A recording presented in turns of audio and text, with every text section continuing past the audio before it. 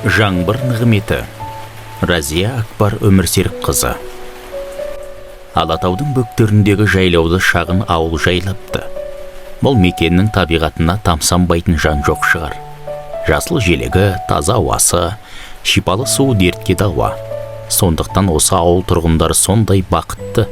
Олар күні-түні далада жүріп, ойнап күліп гүлін тереді. Бір күні адамдар әдеттегідей далада рахаттанып, жасыл шөпке оранып демалып отырғанда жаңбыр жауып кетеді. Бәрі үйлеріне тығылып, нөсерден қашады. Бұл жаңбыр демалысымызды құрттау, не үшін керек осы? Түк пайдасы жоқ су, тезірек тоқтаса екен деген дауыстар әр үйден естілді. Тамшылар тоқтамаған соң дауыстар одан да қатты шықты. Су болды, көңіл күйіміз де жоқ. Жаңбыр, сен болмасаң жақсы болар еді. Бұны жаңбыр естіп одан қатты нөсерлетіп жасын төгеді. Ішінен, неге барлығы мені жек көреді? Неге менің басқа сулардай пайдам жоқ? Неге шетін ауыз су емеспін? Мен ешкім жуынбайды.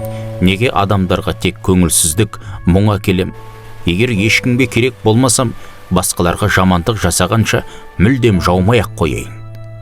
Осы ойға бекіген жаңбыр бұлтпен жылжып ауылдан жыраққа кетеді.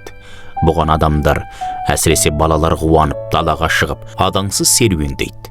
Күн артынан күн, ай артынан ай өтеді. Жаңбыр мүлдем көрінбейді.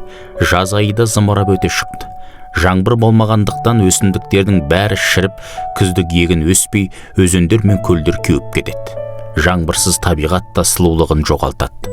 Тұрғындар мен жануарлар қатты қиналып, жаңбырды қалай қайтаруға болатынын білмепті.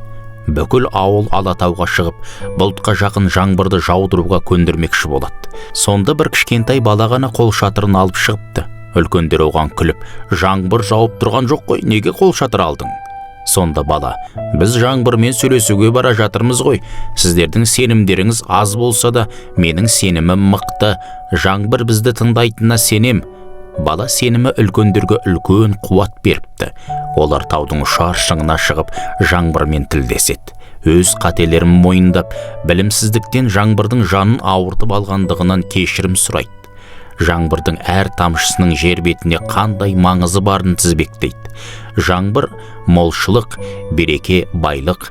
Осыны естіп қатты қуанған жаңбыр егіліп жылап жібереді. Кең далаға нөсер жаңбыр төпелеп құйып кетеді. Адамдардың бәрі қуанып, бір-бірін құшақтап, малмандай су болады. Қол шатырдың астында тұрған бала ғана үстіне су тимей, жымың-жымың күліп мәз.